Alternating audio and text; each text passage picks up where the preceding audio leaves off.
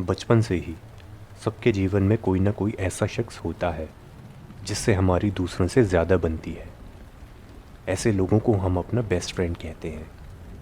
लेकिन क्या हो अगर आप बड़े होते होते खुद से ही सवाल करने लगें कि आपका बचपन का बेस्ट फ्रेंड सच में एक जीता जागता इंसान था या फिर बस एक सपना था। मेरा नाम सुरेश है। मैं 20 साल का एक सामान्य सा कॉलेज स्टूडेंट हूँ। कुछ सालों पहले मेरे साथ एक घटना हुई थी, पर मुझे आज तक समझ में नहीं आ रहा कि क्या वो मेरे साथ सच में हुआ था या बस एक सपना था। बात तब की है जब मैं 12 साल का रहा हूँगा। स्कूल में हमारी क्लास में एक नया बच्चा आया। उसका नाम था रमेश। क्लास में मैं सुरेश पहले से था, तो रमेश और सुरेश की जोड़ी अपने आप बन गई। कुछ ही दिनों में हम दोनों बेहद अच्छे मित्र बन गए। मैं पढ़ने में बहुत अच्छा था और रमेश खेलकूद और बाकी गतिविधियों में। हम दोनों ही एक दूसरे को पूरा करने लगे। समय के साथ हम दोनों इतने पक्के साथी बन गए कि स्कूल में सबको लगने लगा कि हम दोनों भाई हैं। रमेश और मैं, हम दोनों ही एक दूसरे के घर अक्सर आने जाने लगे। मेरे घर वाले भी अब रमेश को अच्छे से पहचानने लगे थे। घर में उसको भी बेटे के जैसा ही माना जाने लगा। उसकी पसंद नापसंद सब घर वालों को पता चल चुकी थी।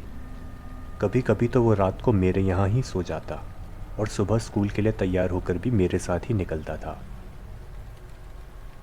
हमारी दोस्ती को अब 4 साल हो चुके थे। अब तो ऐसा था कि जैसे रमेश और सुरेश एक ही प्राणी हों। हम दोनों ही किशोर हो चुके थे, तो अब हमारी शरारतों का दायरा और भी बढ़ चुका था। जहाँ पहले हम अपने घर के आसपास ही घूमते थे, वही अब अपनी साइकिल उठाकर थोड़ा और दूर तक भी घूमा करते। हमारे घर के लगभग 6 किलोमीटर दूर एक खेत था। खेत भी क्या, बंजर ज़मीन थी पूरी। किसी ज़माने में ये खेत हुआ करता होगा, तो आज भी इसे उसी वजह से खेत ही कहते हैं। इस खेत के एक तरफ एक छोटी सी पहाड़ी थी। उस पहाड़ी के ऊपर एक किला जैसा कुछ था। पुराने ज़माने में ये किला सैनिकों के द्वारा निगरानी के लिए इस्तेमाल किया जाता था। आज इसमें दुश्मनों के हमले और समय की वार की वजह से काफ़ी जगह टूट फूट हो चुकी थी। फिर भी इसकी हालत काफ़ी अच्छी थी, जो इस बात का सबूत देती थी कि इसका निर्माण कितने अच्छे तरीके से किया गया होगा।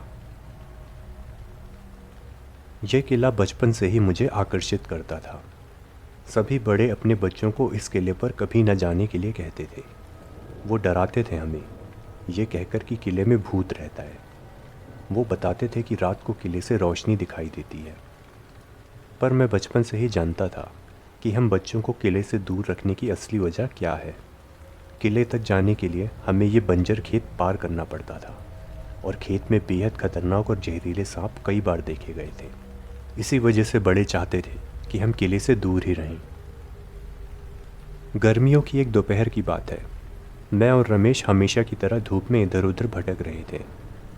रोज़ रोज़ एक ही जगहों पर घूम घूम कर हम बोर हो चुके थे। हम सोचने लगे कि ऐसी कौन सी जगह है जहाँ पर हम साइकिल से जा सकते हैं। अचानक मुझे किले का ख्याल आया। मैंने रमेश से वहाँ चलने के लिए कहा। किले तक जाने के लिए हमें खेत पार करना पड़ता, जो बहुत ऊबड़ खाबड़ ज़मीन थी, तो साइकिल से उसको पार करना मुमकिन नहीं था। लेकिन फिर भी साइकिल को हाथ से पकड़ खेत को चलकर पार करने के लिए रमेश तैयार हो गया। हमारा सोचना था कि इतनी भरी दोपहरी को अगर हमें सांप दिख भी जाए तो भी हम उससे बचकर आसानी से निकल सकते हैं। अगर हम पैदल खेत पार करते तो किला लगभग 3 किलोमीटर दूर था। इतनी धूप में इतना पैदल चलकर थकान और प्यास लगना पक्का था। इसलिए जाने से पहले हम घर से पानी, कोल्ड ड्रिंक, नमकीन और चिप्स ले आए। हमने सोचा कि किले में पहुंचकर एक छोटी सी पिकनिक हो जाएगी। हम दोनों ने ही सामान अपने अपने बैग में रखा और चल दिए। घर में हमने झूठ बोल दिया कि हम अपने स्कूल के एक मित्र से मिलने जा रहे हैं, और ऐसा बोलने की वजह से हमें साइकिल साथ ले जानी पड़ी। साइकिल को हाथों से ठेलते हुए हम खेत से होते हुए किले की तरफ जाने लगे। उस पहाड़ी तक हम आसानी से पहुंच गए। रास्ते में हमें कोई भी सांप नहीं मिला। अब साइकिल लेकर ऊपर पहाड़ पर चढ़ना मुमकिन नहीं था, तो हम दोनों ने ही साइकिल वहीं नीचे लॉक कर दी और पहाड़ पर ऊपर चढ़ने लगे। थोड़ी ही देर में हम किले तक पहुंच भी गए। फिर सावधानी से हम किले के अंदर जाने लगे। ऊपर होने और खड़ी धूप पड़ने की वजह से किले के अंदर बेहद गर्मी थी। अंदर पहुंचकर पहले हमने ठंडा पानी पिया और फिर इधर उधर का नज़ारा देखने लगे। ये एक छोटा सा किला था। इसका इस्तेमाल सिर्फ़ और सिर्फ निगरानी के लिए होता था। किले की खिड़कियों को इस तरह से बनाया गया था कि चारों दिशाओं में दूर तक देखा जा सकता था। इस वजह से बाहर का नज़ारा बड़ा अच्छा लग रहा था। अगर इतनी गर्मी नहीं होती तो ये नज़ारा और भी मनभावन होता। थोड़ी ही देर में हम दोनों गर्मी से परेशान होने लगे। किले में आने का हमारा शौक़ पूरा हो चुका था। हम दोनों पैदल चलकर और पहाड़ी चढ़कर थक गए थे, इसीलिए वापस जाने से पहले अपने साथ लाया खाने पीने का सामान ख़त्म करना चाहते थे। हम किले के अंदर ही कोई ऐसी जगह ढूंढने लगे जहाँ गर्मी थोड़ी कम हो। चलते चलते मुझे एक कमरा मिला जहाँ ठंडक थी। मैंने रमेश को उसी कमरे में बुला लिया। पूरे किले में पत्थर के फर्श थे। हम दोनों उस कमरे के फर्श में बैठने लगे। बैठने से पहले हमने अपने अपने जूते खोले, क्योंकि ऊबड़ खाबड़ ज़मीन पर इतना चलने की वजह से हमारे तलवों में दर्द होने लगा था। जूते उतारकर अब हम नंगे पैर फर्श पर चलने लगे। तब हमने महसूस किया कि ये फ़र्श कुछ ज़्यादा ही ठंडा है। इस कमरे में ऐसा कुछ भी नहीं था जो बाकी के 3 कमरों से अलग हो। फिर यहाँ का फ़र्श इतना ठंडा कैसे? रमेश ने मुझे बताया कि ऐसे निगरानी वाले किलों में अक्सर खुफिया तहखाना भी बनाया जाता था, जिसका इस्तेमाल अचानक हमला होने पर और हथियारों को रखने के लिए होता था। तो क्या इस फर्श के नीचे ऐसा कोई तहखाना तो नहीं? हो सकता है नीचे बारिश का पानी जमा हो गया हो, जिसकी वजह से ये फर्श ठंडा हो रहा है। हम दोनों ही उत्सुकता से देखने लगे कि शायद हमें नीचे तहखाने में जाने का रास्ता मिल जाए। किले में हर तरफ फर्श पर काफ़ी पत्तियां जमा हो चुकी थी, तो हम उन पत्तियों को हटाकर फर्श को ध्यान से देखने लगे। हमें ज़्यादा मेहनत भी नहीं करनी पड़ी। उसी ठंडे कमरे में एक तरफ की पत्तियां हटाने के बाद हमें उस फर्श से चिपका हुआ एक दरवाज़ा दिखा। ये नीचे के तहखाने तक जाने का रास्ता होगा। हम दोनों ने ही वो दरवाज़ा खोलने की कोशिशें शुरू की। वो दरवाज़ा बहुत भारी था और इतने सालों से बंद रहने की वजह से वो शायद जाम भी हो चुका होगा। लेकिन आखिर हमारी मेहनत रंग लाई और हमने वो दरवाज़ा खोल ही दिया। नीचे तक जाने के लिए सीढ़ियाँ भी थी। हम धीरे धीरे सीढ़ियाँ उतरने लगे। नीचे तहखाना एक छोटे कमरे जैसा था। इसकी दीवारों पर तरह तरह के देवी देवताओं की मूर्तियाँ और दूसरे जानवरों की आकृतियाँ बनी हुई थी। लेकिन जितने भी देवी देवताओं को मैं जानता था, ये उनमें से किसी की भी नहीं थी। ऊपर से जिन जानवरों की आकृतियाँ बनी थी वो भी पहचान में नहीं आ रहे थे। तहखाने के एक तरफ पत्थरों की 5 कुर्सियाँ रखी थी। एक एक कुर्सी इतनी बड़ी थी कि हम जैसे 4 बच्चे उसमें बैठ सकते थे। लेकिन सबसे अच्छी बात यह थी कि यह तहखाना ठंडा था। वहाँ पे ऐसा लग रहा था कि जैसे एसी चल रहा हो। हम दोनों ही खुश हो गए। हमारे पिकनिक के लिए हमें अच्छी जगह मिल चुकी थी। हम दोनों ही एक एक पत्थर की कुर्सी पर आराम से बैठ गए। वहीं पर गप्पे लगाते हुए हमने नमकीन और चिप्स खत्म कर दी। इतनी गर्मी में लगातार चलने और पहाड़ चढ़ने की वजह से हम बहुत थके हुए थे। अब इतनी ठंडक मिल रही थी तो हमें वापस जाने में आलस आने लगा। फिर भी हमने सोचा कि चलो बस 10 मिनट आराम करते हैं, फिर चले जाएंगे।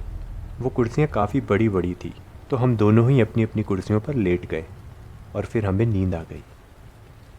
कुछ देर बाद जब मेरी नींद खुली तो मैंने देखा पापा मुझे जगा रहे थे। पीछे मम्मी भी खड़ी थी और वो रो रही थी।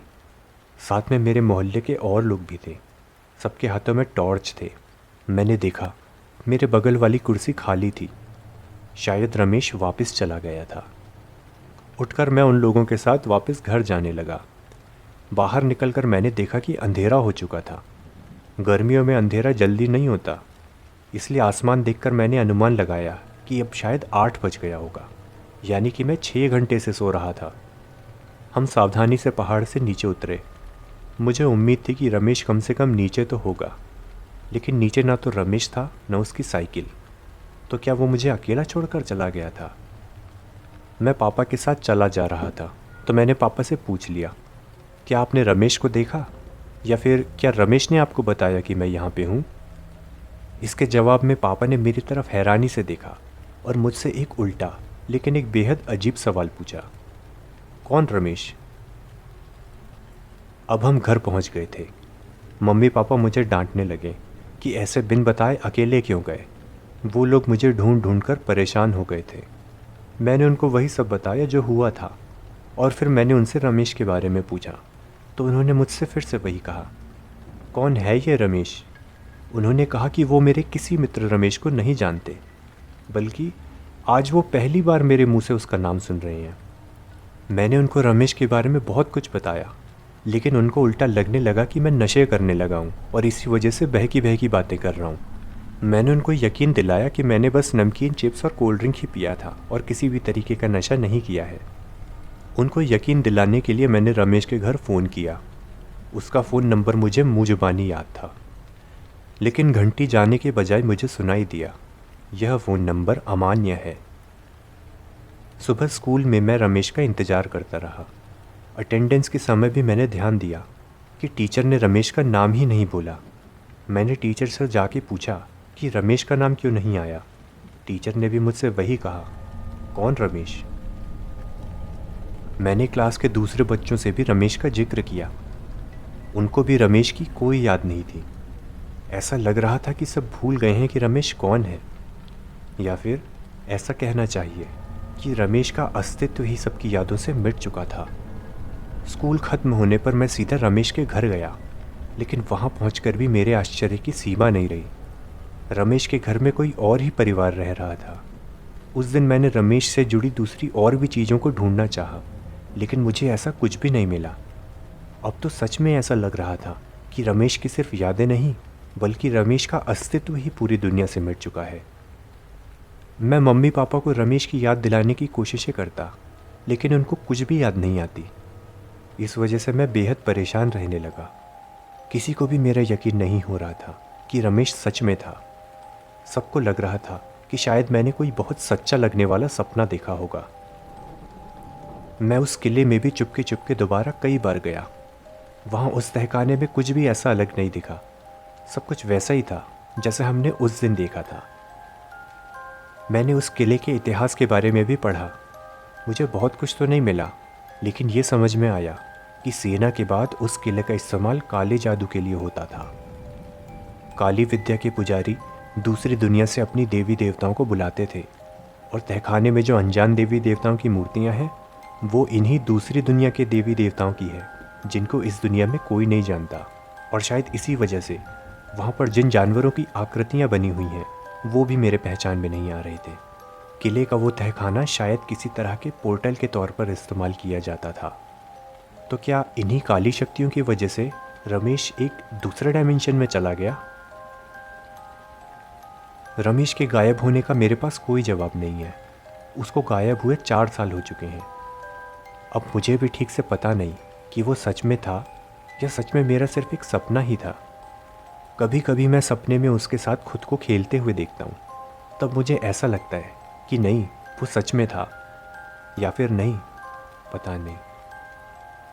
मैं उसे भूल ना जाऊँ, इसीलिए ये कहानी बता रहा हूँ। चाहे वो सच में था या नहीं, लेकिन उसके साथ बिताया समय मेरे लिए बहुत खुशहाली भरा था।